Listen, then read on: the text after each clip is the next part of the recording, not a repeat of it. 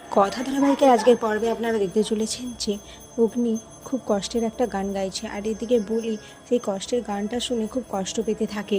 এদিকে অগ্নি কষ্টের গানটা গাইতে গাইতে কথা আর অগ্নির কাটানো মুহূর্তগুলো মনে করতে থাকে। অপরদিকে বাড়িতে সঞ্চিতা তো খুব কান্নাকাটি করতে থাকে কথা আর অগ্নির কথা ভেবে। এদিকে সেই সময় ফুলদা আসে গুহ বাড়িতে।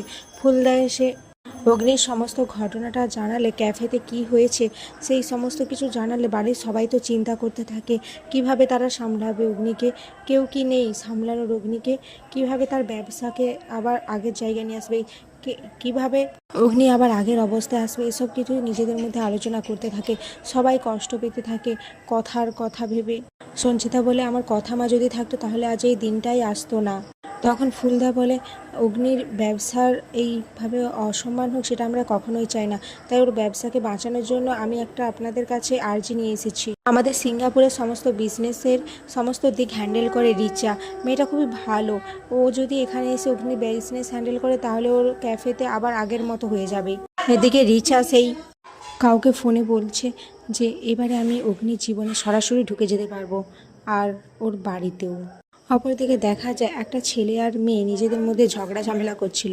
এভি তাদের বাঁচাতে যেয়ে ছেলেটাকে খুব মারতে থাকে, আর বুলি সেইটা দেখতে থাকে। এরপর মেয়েটি পুলিশকে জানালে পুলিশ এসে বলে কি হয়েছে এখানে। এরপর সমস্ত ঘটনা জেনে পুলিশ ভাবে, ও ইন্সপেক্টর প্রত্যয় সরকারের দাদা, তাহলে নট ব্যাড এ কেস। এদিকে বাড়িতে কর্তা দাদু বলে, ঠিক আছে তাহলে রিচাকে এই বাড়িতেই আনা হবে, ও এখন আমার অগ্নি দাদু ভাইয়ের ব্যবসাটা সামলাক। কর্তা দিদা বলে, আমার অগ্নি দাদু ভাইকে আমি এভাবে দেখতে পারছি না। কি থেকে কি হয়ে গেল, আমার কথা কোথায় হারিয়ে গেল আমার কথা মা, আর কে বা এগুলো করলো আমরা কিছুই জানতে পারলাম না।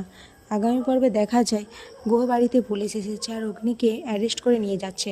তখন বুলি বলে, ওই ভালো মানুষটাকে এভাবে পুলিশ জেলে ভরে দিল।